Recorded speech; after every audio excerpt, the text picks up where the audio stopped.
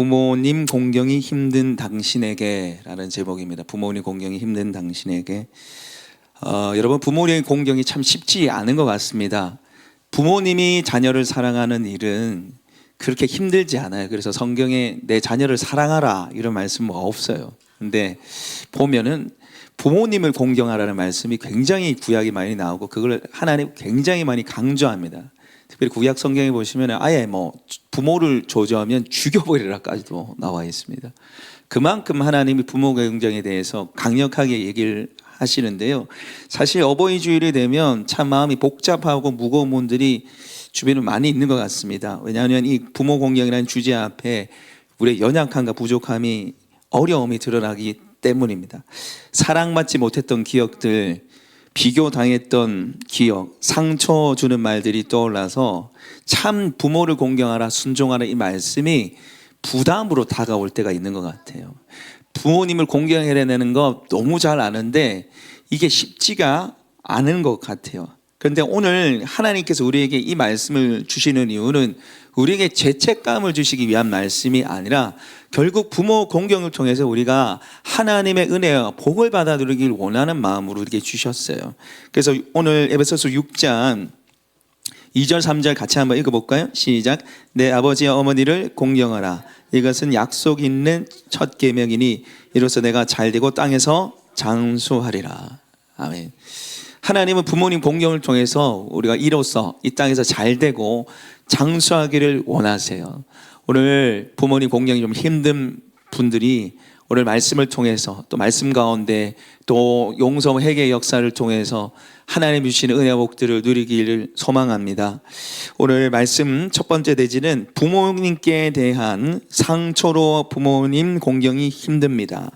우리가 부모님 공경이 힘든 이유는 부모님께 대한 상처로 부모님 공경이 힘들어요. 어느 목사님께 한 청년이 상담을 요청하면서 이런 글을 보냈습니다. 제가 한번 읽어드리겠습니다. 어린 시절 심각한 정도의 가정폭력 속에 자랐습니다. 그로 인해 죽을 고비도 몇 번 넘겼습니다. 하지만 지금도 아버지는 저를 인격적으로 대하지 않고 여전히 폭력을 휘둘려 경찰이 출동하기도 합니다. 그러면서도 아버지는 성경의 부모를 공경하라는 말로 저에게 많은 것을 요구하십니다. 그러면 저는 또 그 말에 순종해야 하나 고민이 되기도 합니다. 이제는 정말 부모님과 같이 살고 싶지 않은데 취업을 준비 중인 저는 독립할 준비가 되어 있지 않습니다. 참 이 청년의 글이 가슴 아픈 이유는 이 청년이 엄청난 학대를 당하고서도 당당하게 아버지가 부모 공경을 요구한다는 거예요. 또 그래서 그 마음 때문에 참 마음이 힘든데 이 순종해야 되는데 또 그렇게 학대당하면서 순종하기가 쉽지 않잖아요. 이 청년이 아마 이 부모 공경이라는 이 말씀에 참 많이 무거운 마음이 있을 것 같아요. 여러분, 하나님은 거의 모든 부모에게 자식을 사랑하는 마음을 본능적으로 장착해 주셨어요. 요즘 보니까 그렇지 않은 부모님들도 계신데 하나님은 인간에게 자식을 사랑하는 마음을 장착해 주셨어요. 왜냐하면 자녀를 키우면서 아버지 하나님의 마음을 알게 되거든요. 이렇게 자녀를 키우면서 자녀가 이쁘고 자녀 때문에 마음이 상하고 이런 경험들을 통해서 하나님 아버지께서 나를 이렇게 사랑하시는구나를 깨닫게 돼요. 근데 우리에게 주신 그 자신을 하는 그 사랑이 우리의 연약과 죄를 말미암아 왜곡이 되는 거예요. 왜곡. 때로는 내가 사랑한다고 한 것이 아이를 통제할 수도 있고요. 때로는 내가 사랑한다고 내가 걱정돼서 한 말이 아이에게 큰 상처를 줄 수도 있어요. 그 말들이 반복이 되면 너는 왜 이렇게 잘하는 게 없니? 누구누구 반만 좀 해봐라. 이 걱정돼서 하는 말인데 그 말이 아이에는 큰 상처가 되는 거예요. 위축되고 마음에 큰 눌림으로 찾아오는 거죠. 그래서 부모님 공경이 힘들어집니다. 저도 이제 계속해서 이 상담 사역을 계속해서 좀 하고 있는데 지금도 하고 있는데 하나님께서 이렇게 이제 만나게 하신 분들 계신데 이 상담 사역을 하면은 그 마음의 상처들 거의 90% 이상은 부모님께로 온 거예요. 이게 단순히 제 얘기가 아니라 상담 사역 하시는 분들 거의 대다수는 부모님 때문에 우울증이 오고 공황장애 오고 대인기피증에 시달린다는 거예요. 거의 마음의 상처의 대부분의 원인이 부모님 공경이라는 거예요. 그래서 이 상처가 부모님 공경을 힘들게 만듭니다. 그리고 이 상처는요, 부모 공경으로 끝나지 않고 결국 부모님 원망, 미움으로 이어져요. 그래서 두 번째 대지 부모에 대한 상처가 죄로 이어집니다. 부모에 대한 상처가 결국 죄로 이어지게 되는 것이죠. 제가 앞에 읽어드렸던 청년 이야기, 아버지가 계속해서 학대를 하고 때리고 죽을 고비도 몇 번 있었다고 고백했던 이 청년이 마지막에 뭐라고 해놨냐면, 매 순간 불쑥불쑥 올라오는 아버지에 대한 증오로 제 자신을 갉아먹는 저는 어떻게 해야 할까요? 매 순간 불쑥불쑥 올라오는 아버지에 대한 증오로 자기의 영혼이 갉아먹힌대요. 증오가 자기를 갉아먹는데요. 여러분, 이런 분들이 주변에 꽤나 많이 있습니다. 또 다른 목사님께 보냈던 청년의 이야기를 제가 좀 읽어드리면, 중략을 좀 해서 중간중간에 좀 빼서 이야기인데, 제가 좀 읽어드릴게요. 이것도 어린 나이에 겪지 않아도 될 일들, 점점 부모님 두 분이 서로 욕하고 때리고 싸우시는 모습, 그리고 저를 버리겠다고 하셨던 말들, 너는 더 이상 내 자식이 아니야. 목사님, 제가 망가졌습니다. 아무런 의미도 없고 기운도 없고 하고 싶은 것도 없으며 나는 불행하고 나는 사랑받지 못하고 다른 사람과 비교하게 되고 쓸모없고 심지어는 자살하고 싶어요. 결국 이 상처가 자기 자신을 망치고 부모에 대한 원망과 미움, 복수심으로 이어져서 결국 죄로 말미암아 자기 영혼이 갉아먹힌다는 거예요. 여러분, 학대받은 아이가 성장하면서 학대하는 부모가 됩니다. 그리고 심리학적으로 이 현상을 학대의 대물림이라고 그래요. 내가 학대받은 아이면 학대하는 부모가 된다는 거예요. 자기도 모르게. 여러분, 그 연구 결과에 따르면 이 학대 폭력을 경험한 성인이 자라서 학대하는 사람이 될 확률이 41.6%예요. 41.6%. 학대받았으면 학대하는 부모가 될 그 퍼센테이지가 41.6%예요. 여러분, 이게 그냥 학대입니다. 말 그대로 때리는 걸 말해요. 그럼 정서적으로 학대는 훨씬 더 많습니다. 근데 여러분, 이게 단순히 이 심리학적인 부분이 아니라 영적인 세계도 그렇게 돼 있어요. 여러분, 하나님이 만드신 자연 세계를 보면은 어떻습니까? 콩 심은 데 뭐가 나요? 콩이 나요. 팥 심은 데 뭐가 나요? 팥이 나요. 근데 영적인 세계도 심은 대로 거둡니다. 심은 대로 어떻게 된다고요? 거둬요. 우리 마태복음 7장 1절 2절 말씀 한번 볼까요? 좀 띄워주십시오. 우리 같이 읽겠습니다. 시작. 비판을 받지 아니하려거든 비판하지 말라. 너희가 비판하는 그 비판으로 너희가 비판을 받을 것이요, 너희가 헤아리는 그 헤아림으로 너희가 헤아림을 받을 것이니라. 아멘. 이거 예수님의 말씀인데, 너희가 비판하지 말라. 너희가 비판하는 그 비판으로 너희가 뭘 받는다는 거예요? 비판받는 거예요. 너희가 헤아리는 그 헤아림을 너희가 뭘 받는 거예요? 헤아림을 받는 거예요. 내가 누군가를 비판하면 그 비판으로 끝나지 않고 그 비판이 나에게 돌아옵니다. 내가 부모님을 비판하고 판단하고 증오하고 비하하면 그게 결국에는 나에게 돌아오게 돼 있어요. 그게 영적인 원리라는 거죠. 갈라디아서 6장 7절 우리 한번 보겠습니다. 읽겠습니다. 시작. 스스로 속이지 말라. 하나님은 업신여기를 받지 아니하시나니 사람이 무엇으로 심든지 그대로 거두리라. 하나님은 업신여기지 말라. 이 말은 내가 나쁜 거 심어놓고 좋은 거 바라지 말라는 거예요. 심는 대로 거둔다는 거예요. 내가 미움, 분노, 복수심이 내 안에 있으면, 그게 내 안에 심겨져 있으면 결국 그게 나에게 돌아와서 나를 망친다는 얘기입니다. 심각하죠? 여러분, 여기서 벗어날 수 있는 방법이 뭐냐면, 우리 한번 따라해 볼까요? 회개와 용서. 회개와 용서를 통해서 여러분 여기서 벗어날 수 있어요. 결국 내 부모를 공경하라는 이 말씀은요, 절대 말씀입니다. 절대 기준입니다. 오늘 6장 1절 다시 한번 읽어볼까요? 시작. 자녀들아, 주 안에서 너희 부모에게 순종하라. 이것이 옳으니라. 여러분, 오늘 이 말씀에서 부모 공경에 대해서 얘기하면서 내 부모에게 순종하라. 이것이 뭐라고요? 옳다는 거예요. 누구 보시기에 옳다는 거예요? 하나님 보시기에 옳다는 거예요. 여러분, 의가 뭡니까? 하나님 보시기에 좋은 게 의고 선입니다. 죄와 악이 뭡니까? 하나님 보시기에 나쁜 게 죄예요. 하나님은 절대 기준이세요. 하나님 보시기에 옳기 때문에 순종하라는 거예요. 여러분, 이게 부연 설명이 없잖아요. 여러분, 성경을 한 번씩 보면은 아주 불친절합니다. 강력하게 그냥 던져요. 태초에 하나님이 천지를 창조하시니라. 그렇게 우리에게 말씀을 주시고 이 말씀 앞에 우리를 세워요. 야, 너 믿을 거야 말 거야? 하나님 천지 창조해서 너 믿을 거야 말 거야? 내 부모를 공경해, 이게 옳은 건데 너 부모 공경할래 말래? 이렇게 하는 거예요. 이게 기준이라는 기준. 부모님이 어떠함으로 우리가 공경해야 되는 게 아니라 조건이 없어요. 성경에는 부모님이 나를 학대하더라도 우리는 어떻게 해야 된다는 거요? 공경해야 한다는 거예요. 그게 하나님 보시기가 의롭기 때문에, 옳기 때문에 그렇다는 거예요. 그래서 우리가 이 말씀 앞에 사실은 자유할 수 있는 사람은 없어요. 부모 공경이 쉽지 않거든요. 그래서 우리에게 필요한 태도가 뭡니까? 회개하는 거예요. 회개하는 거예요. 부모를 공경하지 않았던 죄들을 가지고 여러분이 회개하고 용서할 때 벗어날 수가 있어요. 기독교 내적 치유 상담자로 아주 유명한 존 세트보드 목사님 책에 나오는 이야기입니다. 한 남자분이 있었는데 아내를 사랑하고 부부관계도 좋습니다. 신앙도 좋았습니다. 근데 한때는 자기도 모르게 술집에 가서 여인을 만났고 충동적으로 간음을 저질렀습니다. 이 남편이 이렇게 고백했어요. 나는 내 자신을 이해할 수 없습니다. 예수님을 사랑하고 아내도 사랑합니다. 주님 아내에게 신실해지고 싶어요. 심지어 나는 술 냄새도 싫어합니다.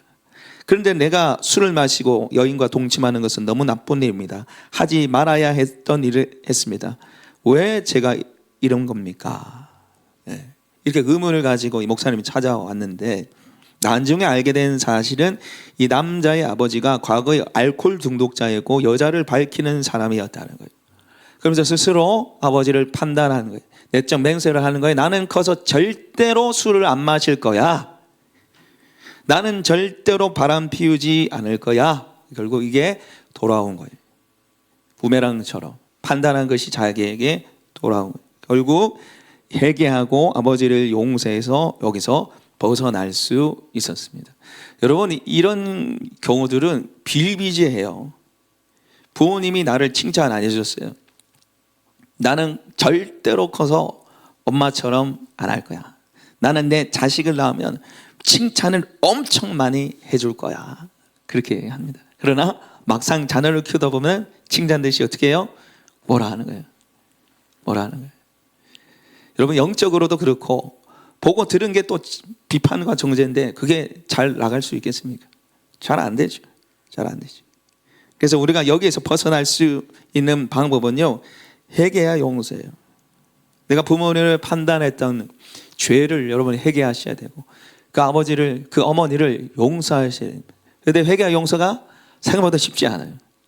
왜 쉽지 않냐고 해서 첫 번째는 잘 몰라요.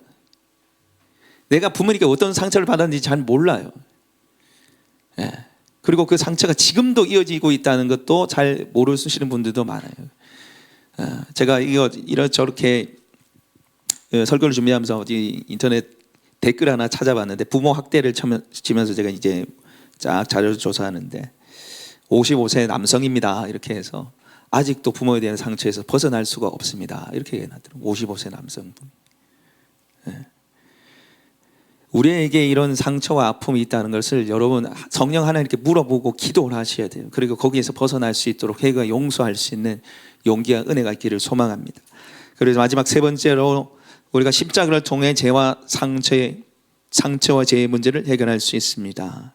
십자가를 통해 이 부모됨에 대한 죄와 상처 문제를 해결할 수 있습니다. 사랑하는 여러분, 예수님께서 이 땅에 오셨을 때 수많은 사람들에게 오해와 미움을 받으셨어요.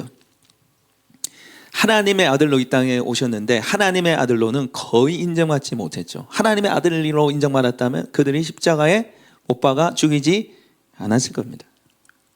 인정하지 않았습니다. 예수님께서 귀신을 쫓아내시자 귀신의 왕 바알세불을 힘입어 쫓아낸다고 그렇게 얘기를 했습니다. 종교 지도자들은 하나님이 아들이라는 예수님을 향해서 신성 모독에 십자가에 못 박아 죽였죠. 3년 반 동안 따라다녔던 제자들도 예수님이 하나님의 아들 대신 십자가 부활을 제대로 이해하지 못했습니다. 그리고 가장 가까운 가족들에게도조차 오해받으셨습니다. 여러분 마가복음 3장에 보시면은 예수님께 두 무리가 나옵니다. 첫 번째 무리는 예루살렘에서 온 서기관들이에요. 예루살렘에서 굳이 서기관들이 몰려왔어요. 그리고 예수님이 여기서 말해요. 너 귀신의 왕 바알세불을 힘입어 귀신 쫓아내지. 너 귀신이야. 귀신 들렸어. 이렇게 하는 거예요. 그런데 또 다른 무리가 예수님께 찾아왔습니다. 우리 마가복음 3장 21절 우리 한번 볼까요? 마가복음 3장 21절 같이 읽겠습니다. 예수의 친족들이 듣고 그를 붙들러 나오니 이는 그가 미쳤다 하밀러라. 예수님의 친족들이 그를 붙들러, 여기는 그는 예수님이에요.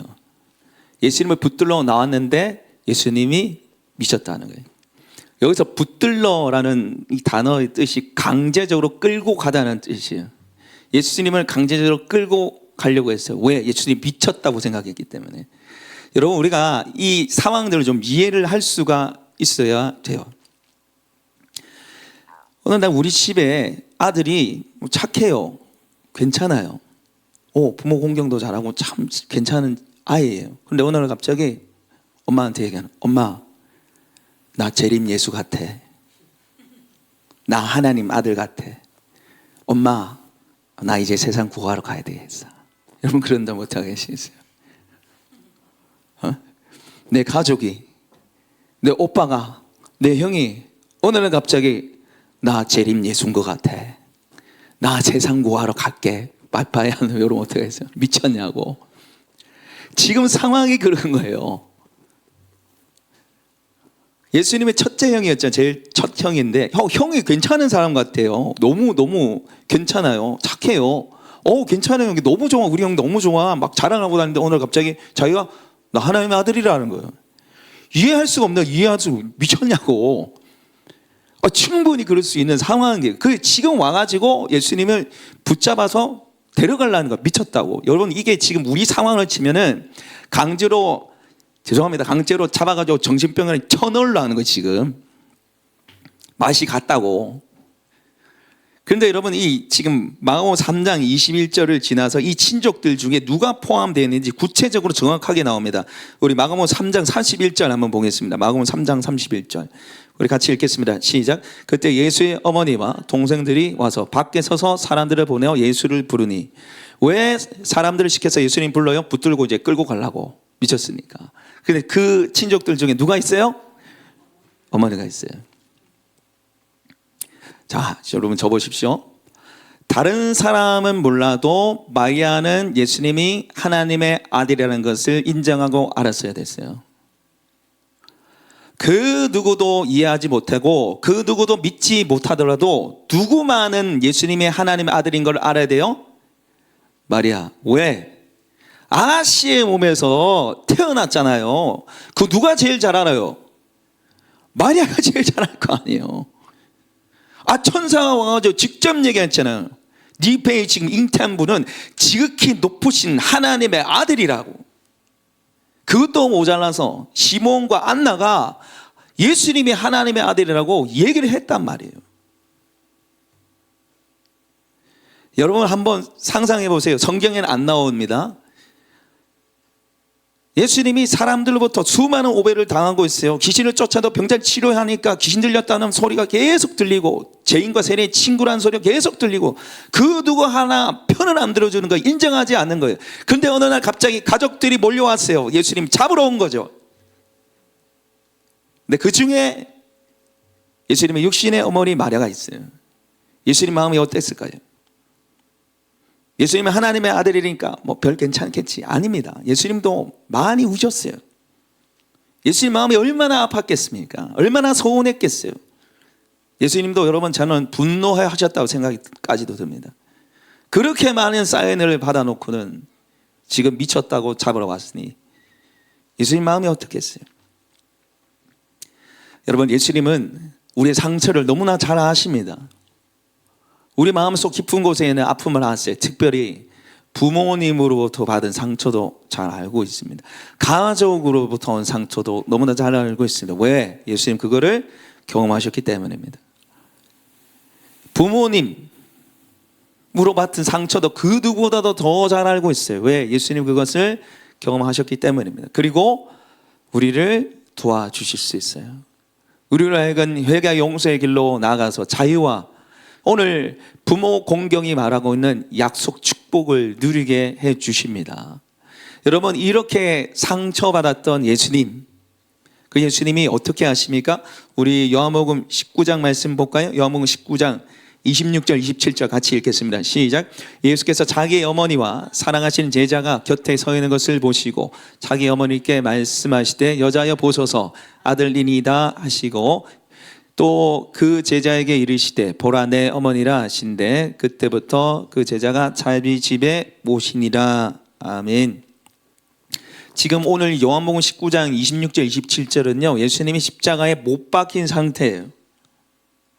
죽어가시는 상태입니다. 제가 이 본문을 가지고 몇 달 전에 설교를 했습니다. 교회는 가족입니다 라는 제목으로 예수님 십자가 아래 마리아와 요한이 가족이 됐습니다. 제가 그렇게 한번 설교를 했는데 제가 그때도 살짝 언급했습니다. 이거 예수님의 효에 대해서도 얘기하고 있는 부분 맞다. 효도에 대해서 말씀하고 있는 부분 맞다. 지금 예수님이 십자가에 못 박아서 죽어가고 있는데 그 예수님을 하나님의 아들을 인정하지 않아서 붙들고 미쳤다고 잡아가려고 했던 그 마리아에게 예수님 어떻게 하십니까? 그 마리아를 어떻게 하십니까? 누구에게 맡기시죠? 요한에게 맡겨요. 그래서 요한이 27절에 그때부터 마리아를 자기 집에 모시고 갑니다. 이제 예수님이 십자가에 죽고 부활하셔서 승천해서 예수님 안 계세요. 그리고 이 말씀을 보시면 요셉은 없어요. 이미 성경에 안 나와 있습니다. 근데 여러 가지 정황을 유추해서 요셉은 없다고 여러분 학자들이 다 얘기를 합니다. 그래서 이 마리아를 요한에게 맡기는 거예요. 요한은 부자였거든요. 요한에게 맡겨서 평생 요한이 그 마리아를 모시고 살아요. 돌아가실 때까지. 외숙까지도 데리고 갑니다. 모시고 가죠. 여러분, 이 예수님이 십자가 못 박혀서 돌아가시는 그 상황에서 지금 마리아를 챙기고 계세요. 이거는 지금 예수님이 십자가 아래에서 지금 마리아를 용서하고 계신 거예요. 용서를 넘어서 사랑으로까지 가고 계시고 사랑을 넘어서 효도까지 지금 하고 있는 거죠. 사랑하는 여러분, 우리가 부모에게 받은 상처를 해결하기 위해서는 십자가에 못 박히신 예수님을 바라봐야 합니다. 십자가에 못 박히신 예수 그리스도를 여러분 바라보셔야 돼요. 결국 예수님은 십자가를 통해서 마리아를 용서하셨고 마리아에게 효를 행하셨습니다. 우리도 예수님의 십자가를 바라보면서 그 십자가 아래서 우리의 상처와 아픔을 싸매어 주시고 치유하시는 그 주님을 만나셔야 됩니다. 아멘. 우리의 마음의 상처를 누구보다도 주님이 잘 알고 계십니다. 그리고 더 나아가 예수님이 보여주셨던 이 용서와 사랑, 효도에까지도 이거는 우리의 힘과 노력이 아닌 예수님의 십자가. 나를 용서하신 용서로 여러분 예수님처럼 용서할 수 있습니다. 나를 먼저 용서해 주신 예수님의 용서로 여러분 부모님을 용서하시길 바랍니다. 그리고 우리가 이 말씀 앞에 내 부모를 공경하는 이 말씀 앞에 예수님의 십자가 보혈의 피로 씻음받고 자유할 수 있는 우리 모두가 되시기를 소망합니다. 그래서 여러분 십자가 바라보시면서 그 상처에서 자유하시고 십자가 바라보시면서 용서 회개를 통해서 부모님 공경을 하시고 하나님의 은혜와 복을 받아 누릴 수 있는 우리 모두가 되시기를 축복합니다. 이 시간에 우리에게 주셨던 말씀을 가지고 우리 같이 한번 기도했으면 좋겠습니다.